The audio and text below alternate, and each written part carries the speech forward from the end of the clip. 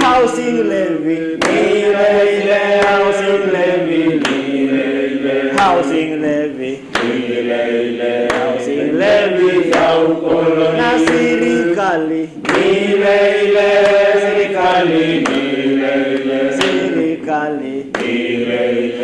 serikali ya ukoloni yale mambo ni yale mambo ya ukoloni. Comrade power. We have heard the speech by His Excellency the President yesterday in Nakuru, where he highlighted some of the performance of the government, which includes reducing expenditure by around 400 million to reduce borrowing. The President talked about increasing taxation to by around 600 million. The President also talked about inflation, that inflation has reduced to 6.8%, and he also said that the GDP growth rate has been attained at a rate of 4.4%. What we are asking is this: whose economy is growing? That's the first question. Because today, if you ask the ordinary Kenyan, who used to spend 10 shillings on a commodity, now they are spending like 25 shillings. So whose economy is growing? That's the question we're asking.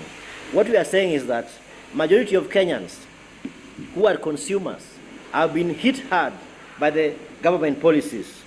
One of the policies of the government was to removing subsidy on consumption and putting subsidy on production. The question is, who are the producers in Kenya? These are big companies, like the Gates Foundation companies. So when you are subsidizing production, what does that mean? It means that you are subsidizing big companies, but the consumers who are consuming still pay the same price. So if the government is subsidizing production of sugar, for example, why is it that the price of sugar is still going up? What we are asking the government is that instead of playing blame games, fulfill the obligations of the court. The people went to court, the courts pronounced themselves. We want to remind this government that this government is a product of court process. The judiciary, through the Supreme Court, they upheld the results, and the government gladly accepted the court's decisions. We are telling them again, when the judiciary says that we don't want GMOs in this country, please respect the judiciary.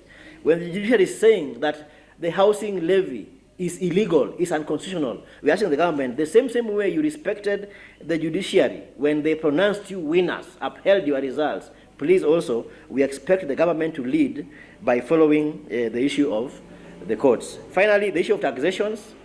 The government has increased a lot of taxation, introduced a lot of taxations. For example, digital services tax, 1.5%, the digital consumer markets, web hosting, downloading applications.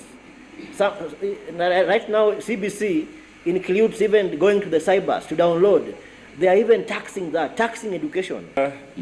Ili tupate nafuu kama raia na kama wenyeji ambao tuko katika ndani ya shida, serikali lazima ifanye mkakati ya kupunguza karama kwa njia ya kuonekana. Kwanza ni kupunguza magari nzito ambazo wanasitumia, kupunguza zile ovizi kama zile za ZS, koti ilikataa na bado kuna watu wanapokea mshahara. Hata kama ni kufanya kupungufu katika wizara za serikali, zifanye. Singine ni kwamba wasifanye zile tunaita duplications of infrastructure establishment. Saa hii ukienda sehemu kama Bomet wanapanga kujenga KCC ingine, yani dairy creamery, and they already have one, and the government has been investing a lot of money on that. You go to Molo, you go to sehemu za Nakuru, sehemu za Eldoret, ni kama wanafanya biashara, hawajali kuangalia maslahi ya wananchi. Kuna pesa nyingi zinatumika na haionekani.